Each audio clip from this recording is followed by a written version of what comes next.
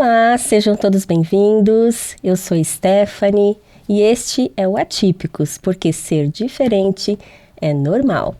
E hoje aqui comigo eu recebo duas convidadas super especiais, a Solange Meris e a Simone Mendes, né?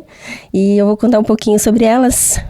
A Solange Meris é professora e neuropsicopedagoga e a Simone Mendes é professora e também neuropsicopedagoga. Sejam bem-vindas. Obrigada. Obrigada, Stephanie. Obrigada pelo convite. É isso aí. Obrigada também. Isso aí. E o tema de hoje é a neuropsicopedagogia, o TDAH, né? E a gente também vai falar um pouquinho sobre a clínica ativamente, né? O que é, né? Então, a gente vai contar a história e conhecer um pouquinho melhor vocês. Muito obrigada por estarem aqui mais uma vez. E vamos lá. Quem quer começar? Simone? Solange? Bom, quem é a Simone? A Simone é professora há 13 anos na área da educação.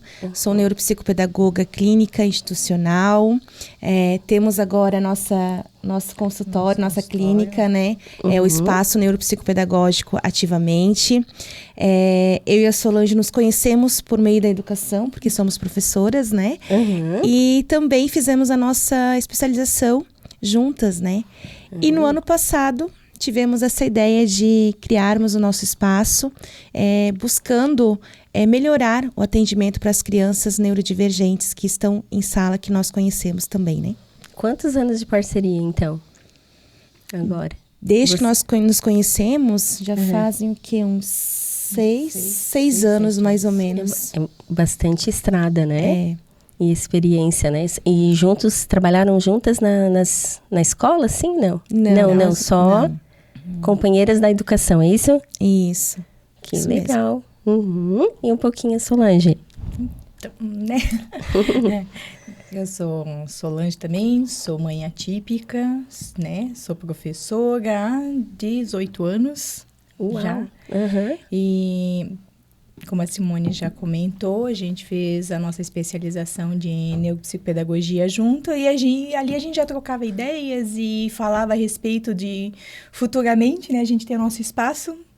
E ano passado a gente sentou, conversou e decidimos que esse seria o passo mais importante nosso, né, Simone? Com certeza. Sim. Que era pensar num ambiente, num espaço que a gente pudesse acolher as famílias, que a gente pudesse ajudar as crianças, né? E lá estamos nós, né? Isso aí. Quantos filhos você tem, Solange? Eu tenho 3. 3 filhos. Eles já são grandes, são pequenos? Eu tenho um que vai fazer 23. Tenho um de 10 que vai fazer 11 agora esse ano e um de 7. Muito bem. Uma escadinha. E todos eles têm laudo? Todos com o mesmo laudo? Não. O mais velho tem laudo de TDAH e dislexia. O do meio tem laudo, né, de TDAH. E a gente está em investigação a respeito da dislexia, né? Mas ainda não fechamos o diagnóstico. Sim. E o pequeno, por enquanto, está tranquilo. A gente não sabe, né? Se futuramente pode, né? E tu acha assim, chegou aí para esse ramo, né? Esse chamado ali. Foi por conta disso ou porque tu já gostava dessa área? Foi por conta dos filhos, da neuropsicopedagogia, né? Na realidade, assim, eu tive muita dificuldade quando eu era criança, né? Passei por muitos problemas na hora da aprendizagem. E quando meu filho mais velho chegou na escola, eu comecei a me espelhar nele. Eu via ele passando por situações que eu passei. Sim. Daí a gente foi atrás, buscar ajuda e ver, né, o que está acontecendo, por que ele está tendo tanta dificuldade.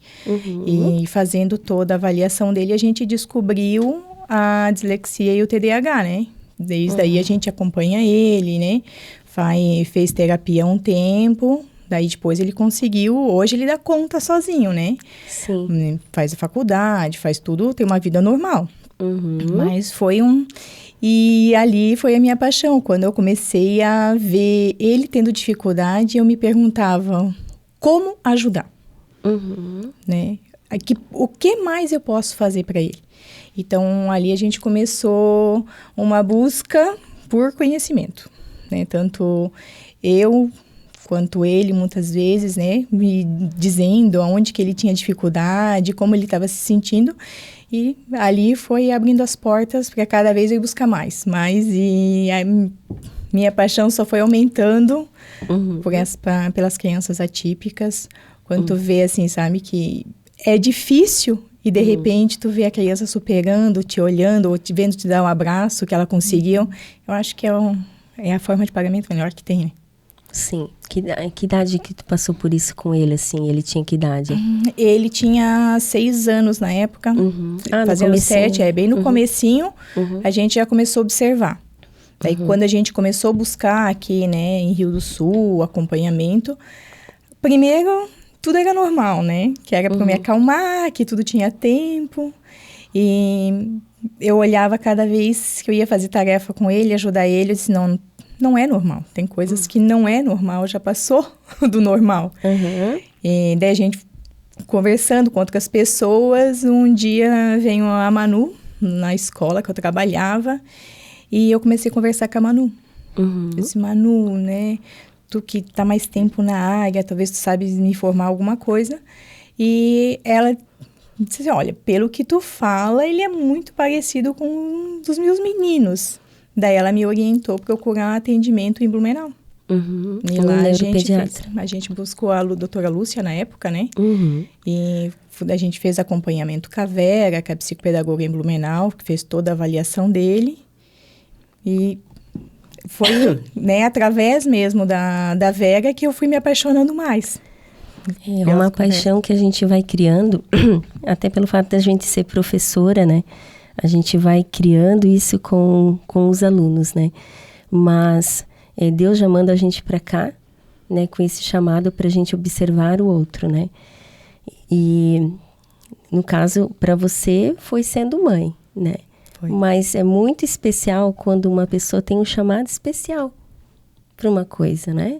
Verdade. E eu vejo muito isso na Simone. A Simone não é mãe atípica, mas ela é muito especial. E eu gostaria que ela contasse por quê que ela caiu nesse mundo, né? E por que você ama tanto isso que você faz. Olha, primeiramente, assim, como a gente diz, né? É propósitos, né? É missões. Então, eu acredito que eu estou aqui por este propósito, né? Cada vez mais Deus tem tocado meu coração para isso. E observando em sala, né? Cada vez mais tendo crianças neurodivergentes, recebendo essas famílias, no consultório também. Então, como fazer uma abordagem, né? Para essa família, para essas crianças. Não enxergar só as dificuldades que elas tenham, né?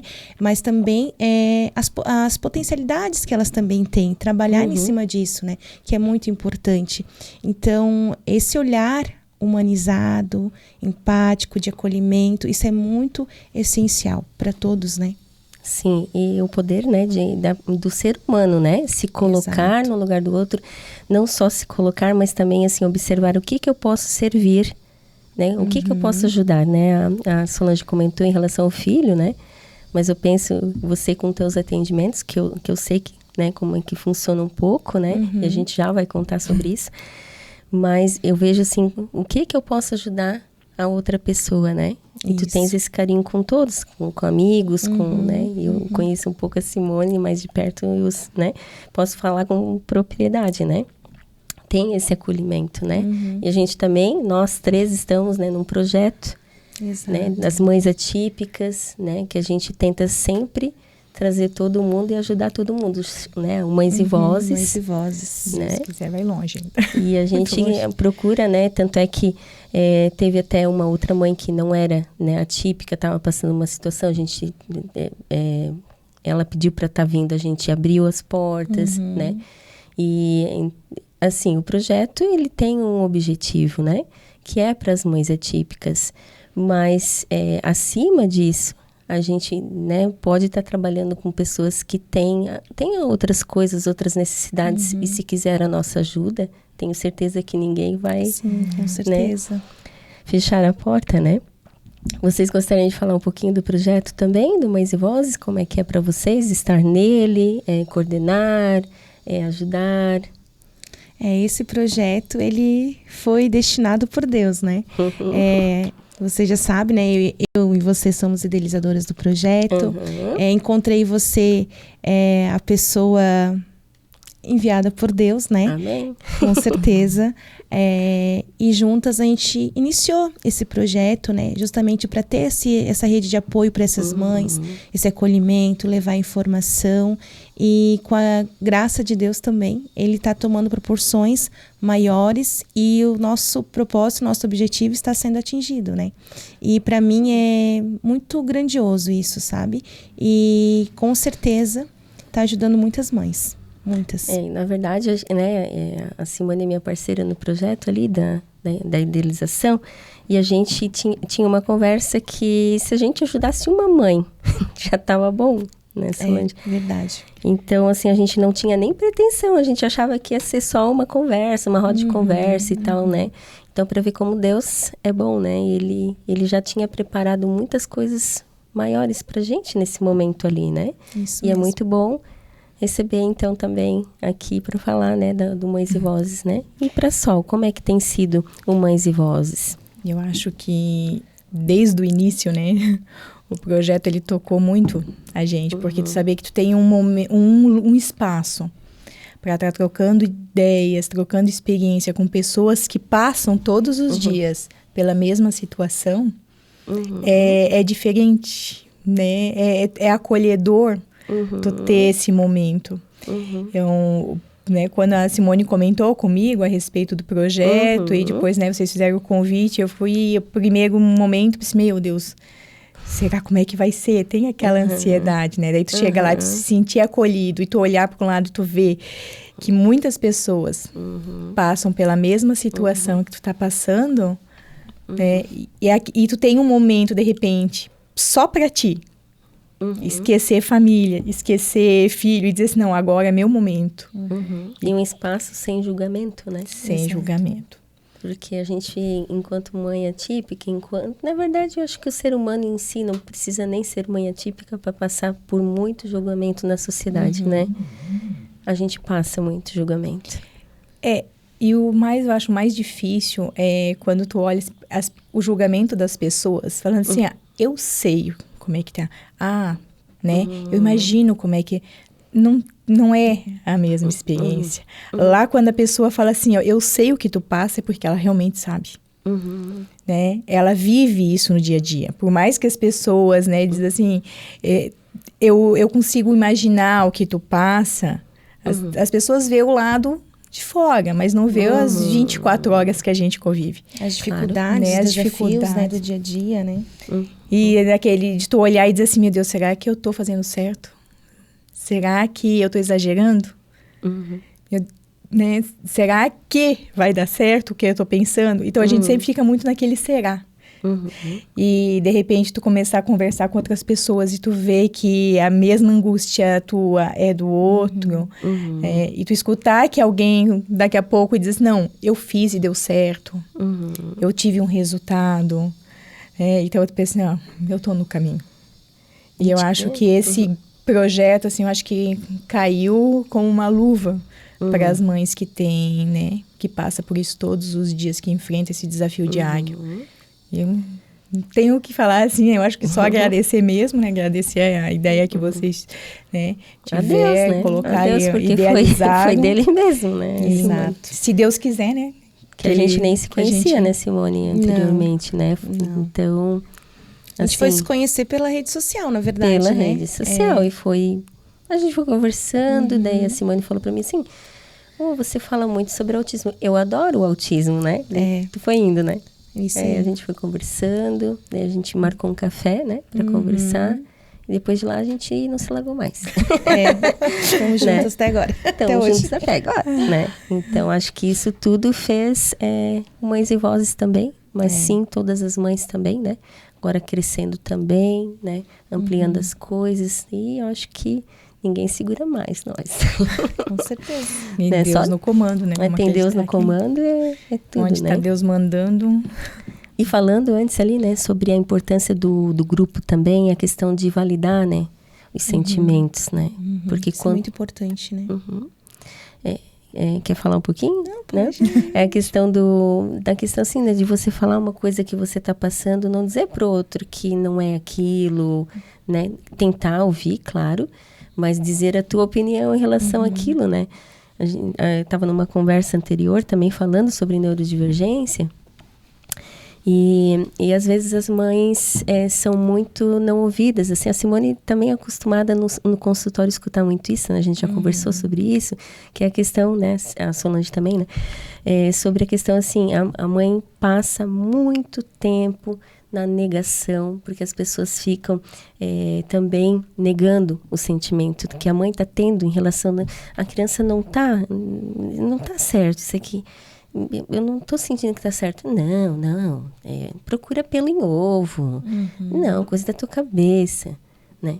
Pelo menos valida, né, o sentimento dessa mãe, né, dessa pessoa, né? Ela deve estar passando por algum momento, talvez, né? Quando a gente fala com, né, uma pessoa, uma criança, às vezes vai falar. A criança se acha feio, por exemplo. Eu sou feio, né? Não que tu vai validar, né? Vai dizer, não, você é feio. Não, né? A questão, sim, de você dizer, olha, você, né, eu sinto muito que você está se sentindo assim, né? Mas eu não acho você feio. Isso mesmo. Né? Pronto, né? A pessoa conseguiu sarar para aquele momento aquela ferida, né? E a mãe, a típica, passa muito tempo por isso, né? Fica ali... E fica quieta, né? Julgamentos, né? Da sociedade, dos familiares também, né? Falta esse acolhimento, esse outro olhar, né? De empatia com o próximo, né? Eu vejo isso, né? E essa questão também, como a Sol também já comentou, cada criança tem seu tempo. A gente sabe que tem os marcos de desenvolvimento, né? Que tem lá as etapas, mas se a gente já perceber esses sinais de alerta, procure a ajuda de algum profissional, né?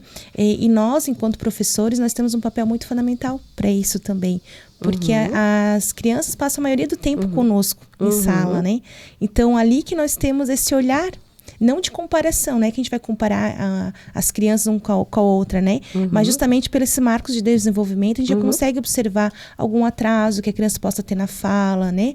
Questão motora. Então, é sempre bom a gente ter esse olhar e chamar a família para conversar, para estar orientando também, que esse também é nosso papel enquanto profissional, né? Eu veio uma pergunta quando tu estava falando. Faz mal procurar o profissional antes? Mesmo que não vá ter um laudo? Seria ruim ir numa neuropsicopedagoga? Não, com certeza não. De jeito nenhum, né? Não. Tem crescimento, tem aprendizado, porque às vezes nem né? sempre vai ter um laudo diagnóstico, né? Isso. Às vezes a dificuldade que a criança está tendo, não quer dizer que ela é autista, TDAH, às vezes é uma outra dificuldade que ela pode estar tendo. Às vezes uma questão emocional envolvida, né? Alguma questão que ela passou, às vezes precisa de um acompanhamento de uma psicóloga. E às vezes é só um momentâneo, talvez? Algo assim? Isso, então comportamento, talvez? Comportamental também, né? Então, é necessário procurar ajuda, claro, para que a gente também possa estar orientando, ajudando essa família, dando o melhor caminho para ela também procurar os recursos, né? Sim. Que com certeza depois vai impactar no desenvolvimento dessa criança e, consequentemente, da família, né? Muito bem. A gente conversou até agora, então, sobre o processo de unir a experiência de vocês, né? A esse projeto lindo que é o Ativamente. E... vamos conversar um pouquinho mais sobre Ativamente, então. Quando é que começou? Ano passado? Ano passado, em dezembro foi a inauguração, né? Isso, em dezembro. Que eu perdi, inclusive, ganhei o convite, né? Eu sei. Nós estávamos bem ansiosas, né, Sol? Porque era algo muito específico nosso, né? De abrir esse consultório, esse espaço para atendimento das famílias, das crianças, para ter essa abordagem mais humana, assim, de acolhimento para as famílias também, né? E nós estávamos bem ansiosos. Então, chegou dezembro, chegou o grande dia da inauguração. Foi muito legal, muito bacana. Já começamos os atendimentos também, já temos procura, né? Até fica aqui o pedido para quem, né? Às vezes tem a criança que está com algum atraso, percebe alguns sinais, né? podem estar procurando o profissional. Quer né? falar o teu telefone? Pode falar. O meu WhatsApp, então, é o 47-98814-5615. Pode estar procurando, que a gente vai dando a orientação, fazendo os encaminhamentos necessários também. E você, a Solange também tem o telefone? Sim, Quer deixar também? 47 também. É 988-010876. Tá, e vocês duas trabalham nos mesmos horários? Como é que vocês intercalam? Eu só fiz a pergunta porque eu não fui até lá ainda, né? Mas está convidada, né? Para estar indo lá. Sim, eu acho que vai ter logo uma visita lá. Que bom, será bem-vinda. Nós dividimos por dias da semana, né? Então, certo. assim, a gente conseguiu, até para nós podermos trabalhar com a nossa agenda, né? Então, 3 dias da semana a Solange fica no consultório, e os outros 3 dias, inclusive aos sábados, né? Tem atendimento. Então, para quem às vezes não pode durante a semana, né? Nós temos aberto também o sábado para atendimento, sábado até meio-dia, né? Muito bem. E deixa eu pensar aqui, falando mais sobre Ativamente, né? Como é que é o dia a dia de vocês lá, assim, tipo, a rotina? O que vocês fazem especificamente lá no Ativamente? Quais são os nossos serviços? Seria isso, né? Quer falar um pouquinho, Sol? Então, com o primeiro momento, né, a gente recebe a família, a gente acolhe a família, para a gente saber o que realmente está acontecendo, né, em que a gente pode estar ajudando essa família. E daí vem o processo de avaliação da criança. Né, esse período de avaliação, ele pode variar entre 6 sessões até 10 sessões, né, dependendo da criança, o quanto ela está, né, disposta, né, a participar, né, dessa avaliação. E nesse processo de avaliação, a gente faz toda uma avaliação das habilidades dela, né, que a criança precisa ter para passar pelo processo de aprendizagem sem problemas nenhum, né? Então, qualquer alteração em alguma habilidade, ela pode comprometer todo o aprendizado. E uma alteração não quer dizer que seja uma alteração só por causa de um transtorno, né? Tem um transtorno porque tem... Não, como a Simone já comentou, pode vir uma alteração, né? Por questão emocional, muitas vezes uma separação dos pais, uma perca de uma pessoa muito próxima. Então... né, ou uma mudança de escola, um amiguinho que talvez está perto, sai. Então, tem muitos, né, momentos em que pode abalar o emocional da criança. E isso ela vai refletir aonde? No aprendizado. Então, com a avaliação, a gente consegue, né, verificar todo esse processo, o que está acontecendo com essa criança, né, aonde que está tendo essa defasagem, no caso, né? E a gente daí faz a intervenção nessa habilidade. Então, a gente vai estimular, vai passar por um processo de estimulação por um período e a gente volta a reavaliar para ver, né? Se melhorou essa habilidade, continua, persiste, muitas vezes pode ser realmente que tem ali um transtorno, alguma coisa envolvido.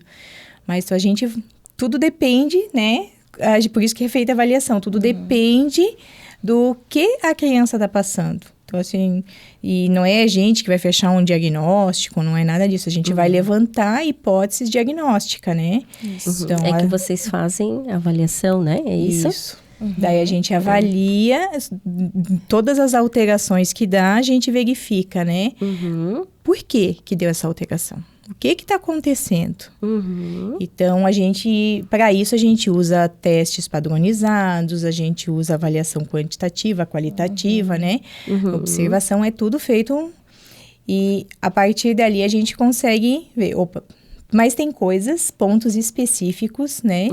Que a gente vai estar observando através do DSM, que é o DSM-5, hoje que a gente usa, né? Ele é a base para a gente observar alguns pontos específicos e dizer, não, essa criança realmente tem características, né? Tem uns pontos específicos que diz pra gente que ela é uma possível criança que possa ter um transtorno, né? De TDAH, um autismo, alguma coisa. Então, a gente... Ou mesmo um transtorno de aprendizagem, né? Dislexia, descalculia. E vocês fazem as avaliações e essa avaliação ela termina com o neuropediatra. A gente faz e faz a devolutiva para a família. E a gente passa tudo para a família o que a gente encontrou, né? Isso. O que a gente observou que tá alterado, né? Daí a gente faz a indicação, que nem o ideal seria procurar um neuro, porque né, a gente vê que tem os pontos, as questões diagnósticas dela, tem alguns pontos bem específicos que diz pra gente que essa criança é uma possível criança com TEA ou uma dificuldade. Então, a gente faz o quê? A gente já faz um encaminhamento para a família, para que a família procure um neuropediatra. Né? Às vezes também precisa de um psicólogo, a gente também faz esse encaminhamento para psicóloga, para fono, para TO. Então, dentro dessa avaliação, a gente já consegue observar quais são essas habilidades que estão em defasagem e quais são os profissionais para estarem trabalhando também em conjunto, né? Porque, às vezes, eu não vou trabalhar com uma área de linguagem, porque isso é específico da fonoaudiologia, né? A questão sensorial, a gente trabalha, né? Questão mais direcionada, quem vai fazer é a TO. Então, cada profissional dentro da sua área, né? Isso também é bem importante a gente ressaltar aqui também. Sim. Né? E como a Sol falou, nós não damos o diagnóstico, né? O laudo diagnóstico. Nós levantamos as hipóteses diagnósticas e fizemos esses encaminhamentos, então, para que o neuropediatra, quando necessário, né? Ele faça, então, esse laudo na visão dele também, né? O que casa muito bem agora é falar, então, sobre a neuropsicopedagogia, né? Isso. Que a gente estava falando das outras, né? TO, fone em si. E o que é a neuropsicopedagogia? Pois é, o que é a neuropsicopedagogia, né? Muitas pessoas confundem, né, com a psicopedagogia, mas elas são áreas diferentes, mas que atuam na mesma abordagem que é a aprendizagem, né? A neuropsicopedagogia, ela é nova, assim, não é muito antiga, né? E a neuropsicopedagogia, ela é uma ciência transdisciplinar. O que é transdisciplinar? Ela envolve 3 áreas, que seria, então, a neurociências aplicada à educação, a psicologia cognitiva e a pedagogia. Então, a gente tem essas 3 áreas junto numa só, para a gente estar fazendo essas abordagens de avaliação com as crianças, né? Sim. Na tua visão também? A mesma coisa. A gente usa sempre, né?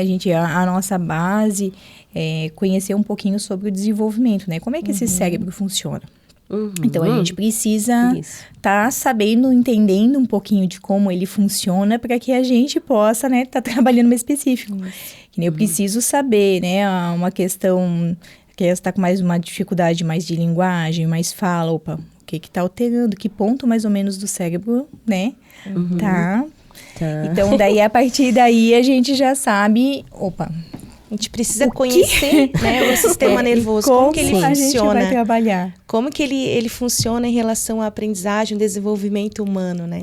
Então, a gente tem que entender um pouquinho do cérebro, né? Um pouquinho não, bastante, eu diria.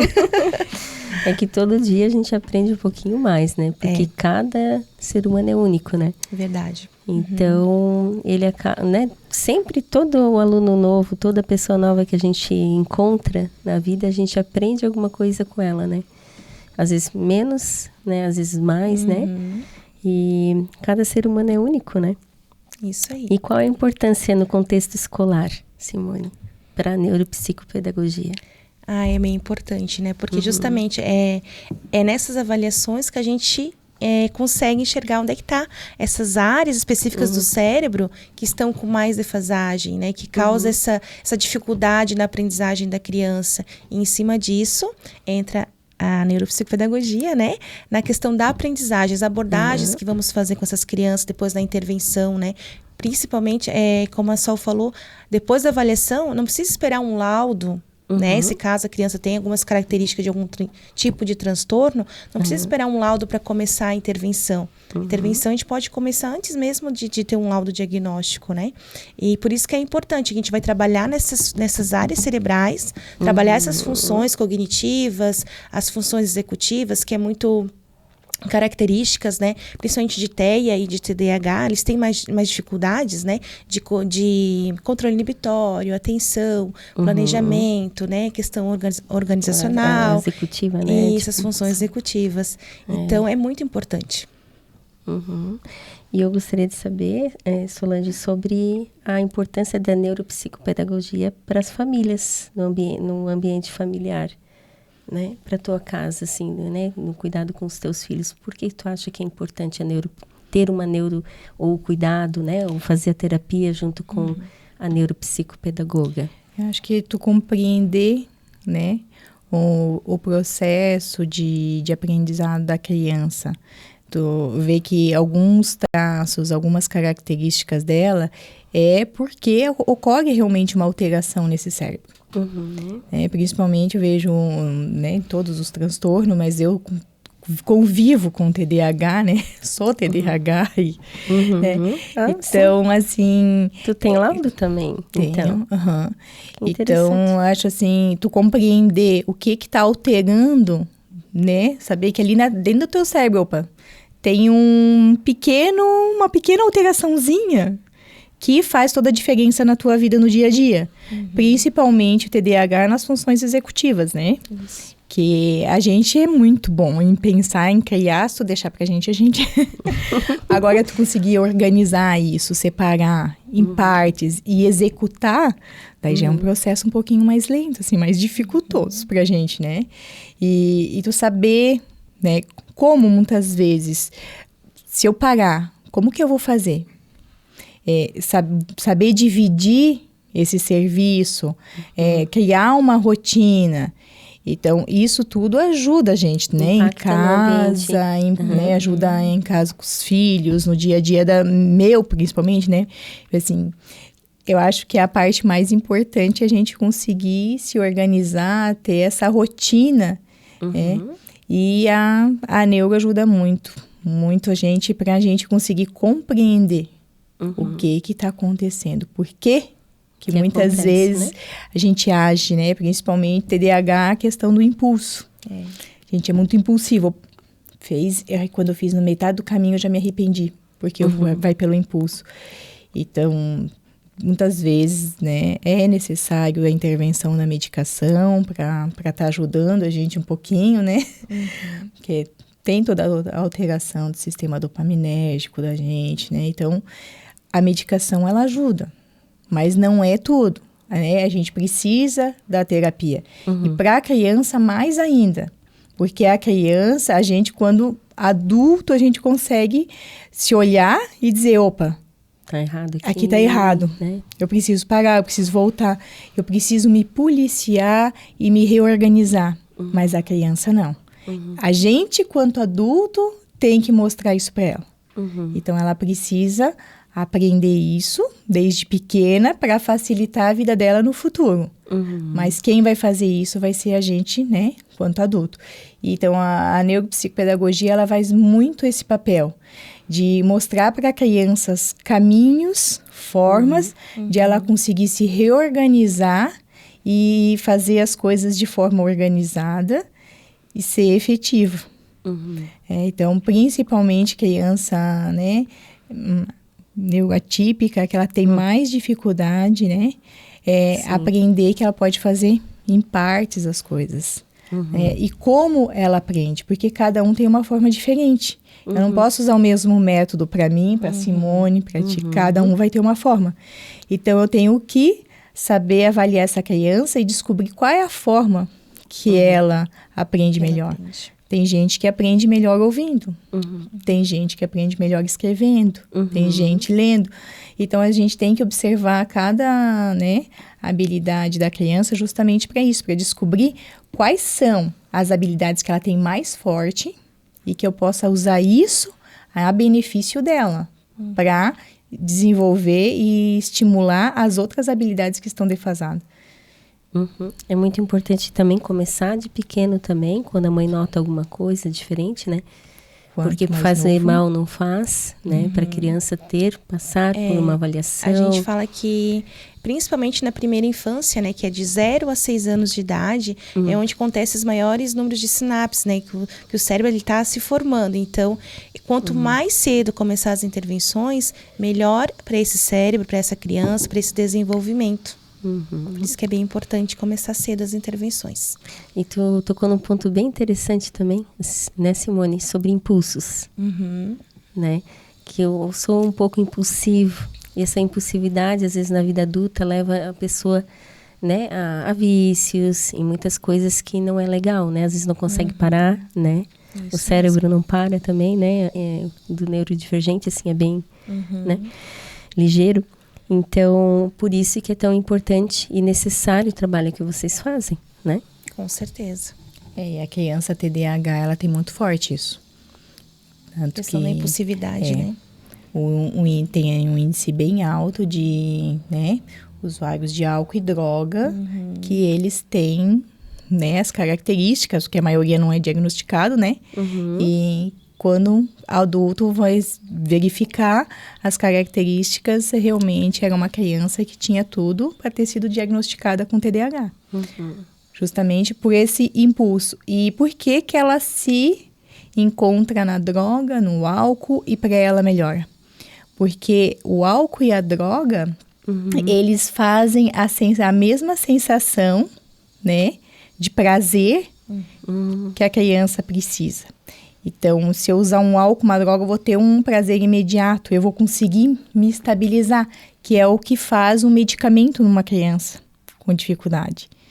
Então, se eu conseguir, né, trabalhar com essa criança e ela aprender a lidar com essa impulsividade desde pequena, é uma criança que vai passar, né, a adolescência, esse período que já é um pouco mais conturbado, porque tem muitas mudanças hormonais, né? Então, já é difícil para a criança. Mas ela passa de uma forma mais tranquila. E ela consegue controlar os impulsos. E é uma criança que já não tem um acompanhamento, não tem todo esse, né, essa apoio da família. É uma criança que tem muita tendência à adolescência se perder para o álcool, para a droga. É isso aí. Nós estávamos conversando ali também sobre a questão do autohabilidade, né? Aí veio uma pergunta também na minha cabeça aqui. E se a criança tiver um conhecimento avançado, né? Assim, se ela já saber mais coisas, assim. E daí, você tinha falado antes, Simone, sobre a questão que a neuropsicopedagoga trabalha em cima da aprendizagem, né? E daí, como é que vocês veem isso, né? Em relação a, por exemplo, se a criança já está avançada no conhecimento, já sabe ler, já sabe alfabeto, já, né, já sabe números grandes e às vezes pouca idade, né? Sim. E aí, geralmente, será que vai ter um impacto no aprendizado? Como é que vocês regulam isso, então? Porque geralmente, que tem altas habilidades, ela não quer dizer que ela é boa em tudo, né? Ela vai ter alguma dificuldade em alguma outra área. E aí que está o processo da avaliação. Porque daí a gente vai observar quais são essas áreas que estão com déficits, né? E a gente vai trabalhar em cima dessas outras áreas. Não que ele vai saber ler, escrever, com pouca idade, vamos supor, né?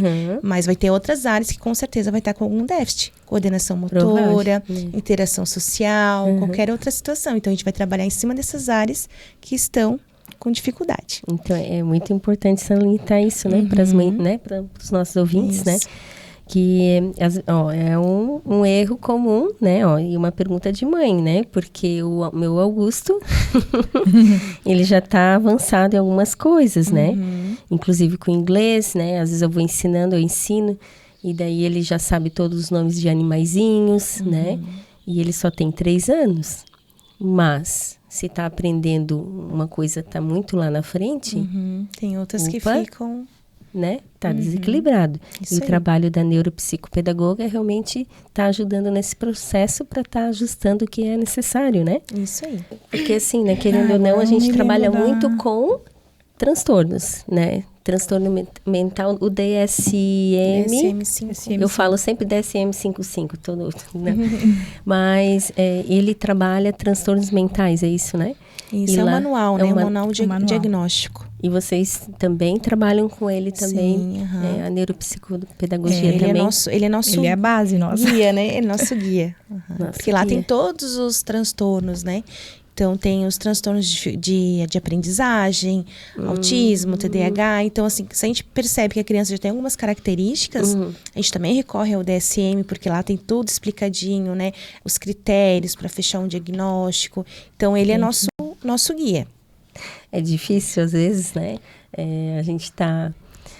vou fazer uma pergunta assim, talvez engraçada, mas a gente olha para alguém, por exemplo, assim, eu, neuropsicopedagoga, daí eu consigo ver, aquele ali tem traço de autista? Tô em dúvida. Será que vocês conseguem perceber, assim? Sabe por que eu perguntei? Porque teve uma pessoa que falou assim, eu não consigo ver, né? Uma pessoa que não entende das neurodivergências, assim, uma amiga minha, pessoal. E assim, a gente que tá no dia a dia, né?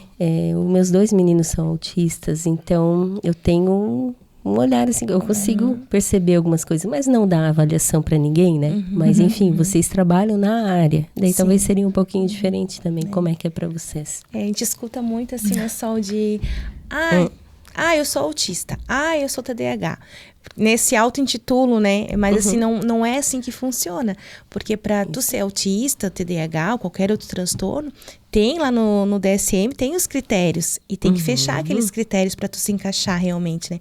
O que pode ter são traços, né? Autísticos, tem uma outra característica, mas não quer dizer que você é autista. Né? Então, as pessoas se rotulam às vezes muito, né, com isso também. E a gente tem que ter esse cuidado também.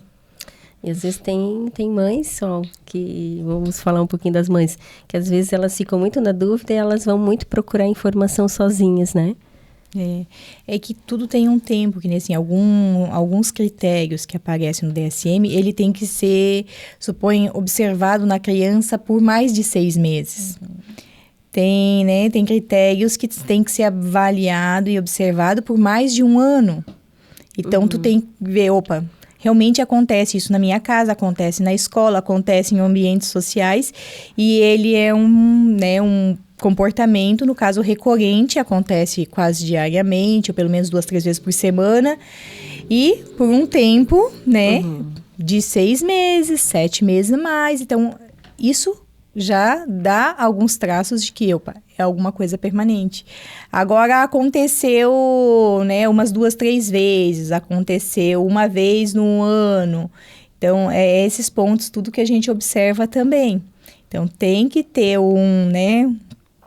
tem que ter, como a Simone diz, alguns critérios específicos que a gente precisa ser observado. E quando a gente olha no dia a dia na sala, né, a gente passa uma coisa, muitas coisas assim, não, realmente, esse tem bastante características. Mas nunca esse é. Porque a gente não tem como fechar um diagnóstico olhando. Porque tu ter características não quer dizer que tu seja. Né? Por isso, o TEA, o nível 1, né, do TEA e um TDAH desatento, tem muitas características semelhantes. Então, se tu não olhar bem e fizer um bom processo de avaliação, muitas vezes pode fechar com um TEA nível 1 e daqui a pouco tu começa a avaliar a criança, tu vê que era um TDAH. Porque tem muitos critérios que são bem parecidos, bem semelhantes. E o TDAH, né, o desatento, ele também tem umas características mais específicas, que nem o autismo, né, de ter um hiperfoco. Ele gosta de alguma coisa, ele vai se focar naquilo e ele quer saber de tudo sobre aquilo. Então, tu olha, ele é quietinho, ele gosta de ficar mais quieto no canto dele, não gosta muito de interagir. Olha, é tudo para um autismo.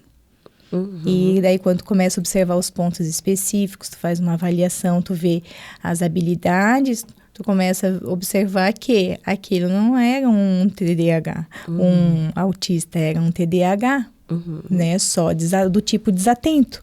Então, é esses cuidados, sabe, que a gente tem, né? Tanto que o meu menino do meio, até tinha comentado contigo, né? A gente não fechou o diagnóstico ainda de dislexia, que, né, pelo DSM só se fecha a partir dos 9 anos. Porque ele precisa passar pelo processo de alfabetização primeiro, né, para depois a gente dizer que aquelas trocas, as dificuldades que ele está tendo, realmente é uma dificuldade específica, né? Antes disso, e se a gente não avaliar alguns traços da dislexia, também se confunde com um TDAH só. E daí é onde que passa despercebida a dislexia. Por isso que é tão importante a avaliação de vocês. E também um pedido, né, para quem vai procurar também tempo. Porque né? Não dá para tirar assim, uma conclusão com 15 minutos, né? Não. Então, é uma coisa, assim, rápida, né? E exige, né, assim, um pouco de dedicação, né, do profissional. Por isso que é muito importante procurar um bom profissional. Um bom profissional, né? Com certeza. E sempre está se especializando, né? E sempre está fazendo cursos, né? Eu vou falar por mim e por você, né? Só, a gente sempre está em congressos, em seminários, fazendo cursos, né? Investindo, porque é a nossa profissão, né? Então, a gente quer oferecer o melhor e dar o melhor do nosso trabalho também para essas famílias. E, como tu diz, busca ajuda profissional, profissionais, né? De excelência, eu diria, né? Qualificados, né? Porque a gente tem que ter um olhar bem criterioso mesmo para dar essa devolutiva depois para a família e encaminhar elas para os outros profissionais também, né? Profissão e missão, né? E quando a gente faz essa devolutiva também, a gente não faz só para a família, né? A gente faz para a escola. Para a escola também. Muito importante. Porque a gente não trabalha sozinho, né? Não é só a neuropsicopedagogia que vai lá e faz a intervenção, não. Quando a gente faz o trabalho, a intervenção, ela tem que dar resultado na escola. Se o professor, né, não tá junto com a gente não vai saber se essa criança tá evoluindo ou não. A gente precisa estar em contato com a família. Então, para que funcione, né, o trabalho da gente e funcione o trabalho da escola e funcione também em casa, a gente tem que estar os três bem conectados. Isso. A gente também faz as visitas escolares, né, Sol? Quando a gente está em processo de avaliação dessa criança, então a gente avalia o contexto escolar, contexto familiar e o contexto da clínica. Então, são 3 olhares diferentes para depois a gente fazer essa devolutiva para a família e para a escola também.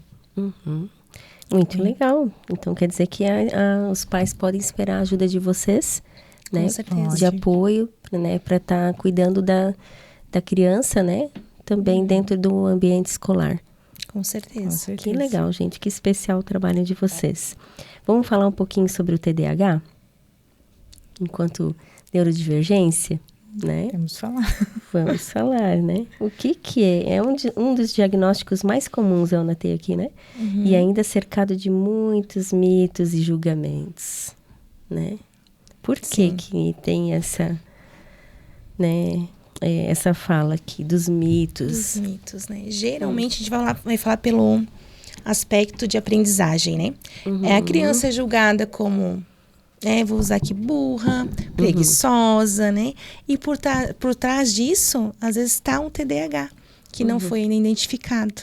E a criança passa por todo esse processo na escola, né? Sofrem esses bullying na família, às vezes, não aprende. Ou, eu era assim, ou às vezes tu vai conversar com o pai, com a família.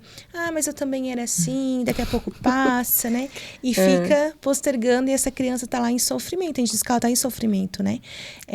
Por isso, a importância do profissional, do bom profissional enquanto professor também, ter esse olhar, chamar a família para conversar e essa família também procurar essa ajuda profissional, né? Então, um desses mitos do TDAH é isso mesmo. Como é que eu vou dizer? Esses julgamentos, né? Esses nomes ali que a criança depois sofre bastante. E a partir de que idade é aconselhável já, assim, se o pai notar alguma coisa diferente, procurar, né? Por ajuda. Geralmente o TDAH, ele é mais forte, os profissionais só dão um diagnóstico, as coisas a partir dos 4, 5 anos. Né? Tem vezes até que até o neuro, ele fica acompanhando a criança, né? Para fechar o diagnóstico depois dos 5, 6 anos. Porque tem muitas vezes tem questão de tela hoje que influencia muito, né? Que dá essa agitação na criança. Porque a tela, ela faz o efeito como se fosse um vício. Então, a criança fica muito exposta na tela, de repente tu tira, ela vai ter comportamentos, né? Ela vai ficar agitada, ela vai ficar irritada e dá esse falso, né? TDAH, porque tu olha, aquela criança hipercativa, ela não para. Mas não é, ela tá com muita energia acumulada, ela não brincou, e daí tu tirou a tela dela, ela fica estressada, fica irritada, porque ela perde o chão dela, ela não tem mais o que brincar. Até ela conseguir voltar de novo, né, para a rotina dela, ela compreender que ela pode criar, que ela pode... Então, ela também dá essa sensação de ter um TDAH, por isso tem alguns profissionais que não fecham, né, diagnóstico já de TDAH, eles pedem para esperar, eles monitoram criança, pede para os pais, né, modificar alguns comportamentos, algumas rotinas, para daí eles poder fechar o laudo, né, mas geralmente ali pelos 4 anos já se vê que algumas características, né, são persistentes, e eu botei uma rotina na minha casa, estipulo um tempo de tela, a criança vai para a cama cedo, né? E ainda continua esses sintomas, daí a gente precisa aprofundar, né? Precisa dar uma buscada, né? Mas não é só assim aquele comportamento em si. Sim. Porque o TDAH, ele precisa muito de rotina e sono. O sono do TDAH é fundamental à noite. Então, uma criança que vai dormir muito tarde, né? Principalmente criança pequena, né? A criança que está em fase de escola até os 10, 11 anos ali, que é a pré-adolescênciazinha, antes de começar a pré-adolescência, a criança precisa de um tempo de sono, pelo menos umas 10 horas, né? Para ela estar bem descansada. Então, ela vai dormir às 10, 11 horas da noite e vai acordar às 6, 7 horas, ela não descansou. Né? Então, já é uma criança que vai estar agitada, vai estar, né, desatenta. Então, são todos esses pontos que a gente tem que cuidar, né, e observar antes de pensar, opa, fechar um diagnóstico. Né? Então, a gente sabe que tem profissionais muito bons, né, que fazem todo esse processo mas também tem aquele profissional que tu deu as características, né, bate o martelo, fechou o laudo, é TDAH né? Então, por isso que a gente fala tanto de profissionais qualificados, né? A gente tem que ter esse cuidado com o profissional que a gente busca também. Até para não banalizar, né, os diagnósticos, né? Os transtornos também. Muito importante. Tem nível também, que nem o autismo? O TDAH? Nível 1, nível 2? Assim? Ele tem o desatento, né? TDAH desatento. Especificações. O TDAH hiperativo e o TDAH combinado, que seria desatento com hiperativo. Essas 3 especificações do TDAH. Especificações. Isso. Entendi. Muito bom.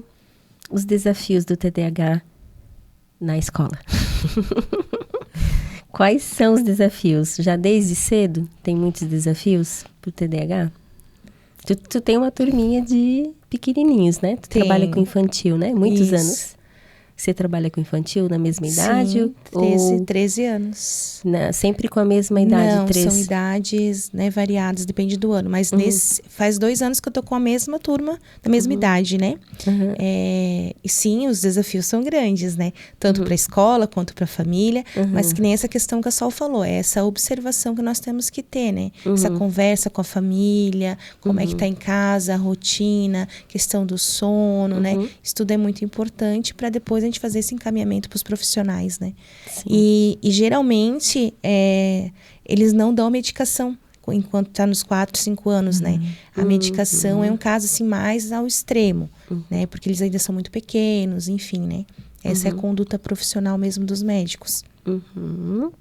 E é isso aí. Como que a gente pode apoiar melhor as crianças com laudo, né? Com TDAH, enfim. Na escola, geralmente na educação infantil quase a gente não tem laudo de TDAH ainda, né? Quando vem um caso ou outro, já é a turminha maior do pré, né? Sim. Mas a gente vê muitas crianças que têm algumas características, né? Mesmo que não é diagnosticado, não é encaminhado, mas quando a gente observa, a gente já tenta fazer um trabalho mais diferenciado. E não adianta eu trabalhar, né, só coisas mais paradas com o TDAH. Ele precisa de movimento. Então, eu preciso trabalhar uma psicomotricidade, tá lá Então, ele precisa movimento, ele precisa cantar, ele precisa pular, Botar né? essa energia para fora. Precisa, mas, ao mesmo tempo, também preciso trabalhar com ele o controle inibitório. Lá na escola a gente já trabalha. Preciso o momento que ele precisa parar para escutar uma história. É difícil? É. Mas assim, ele vai aprendendo aos poucos. Ele pode mexer a perna, ele pode mexer a mão, ele, né? Mas ele tem que entender que aquele momento ele tem que ouvir. Porque se não trabalha na educação infantil, vai ter mais dificuldade no ensino fundamental. Quando chegar na escola. Porque no ensino fundamental, chegou lá, sentou na cadeira e a criança não foi trabalhado nada, ela não aprendeu, né? Então, os desafios na escola é grande, porque não é uma criança que nem a gente tem em casa, duas, né? Lá a gente tem uma turma inteira, e daí um faz a bagunça, começa, a turma inteira vai atrás, né? E para o TDAH voltar, né, é muito mais difícil, né? Muito mais difícil. Né? Então, assim, tem já que ser... viajou, já foi até no Egito e voltou. Sim. Tem que ser coisas que chamam muita atenção dele, né? Sim. E tem que...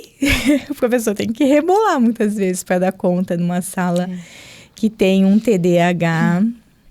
Um TDAH mesmo bem bom, assim, ele deixa um professor de cabelo branco.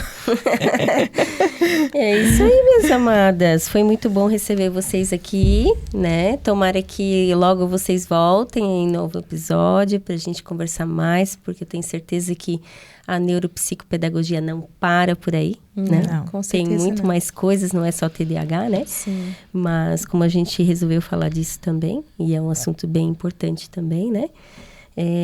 Fico aqui grata, né, pelo aceite do convite também. E eu gostaria que vocês deixassem um recado especial, né, para quem vai nos assistir até agora.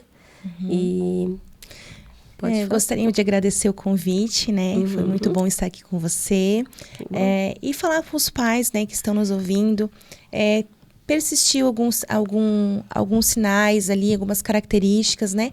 Podem entrar em contato comigo ou com a Solange, que nós vamos fazer esse atendimento com você. Serão muito bem-vindos.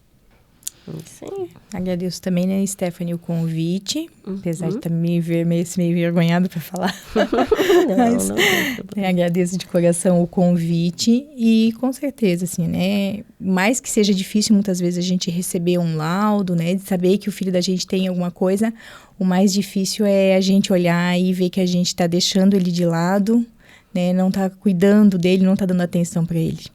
Né? Mais difícil para mim foi, e eu acho que o primeiro momento, o impacto, né?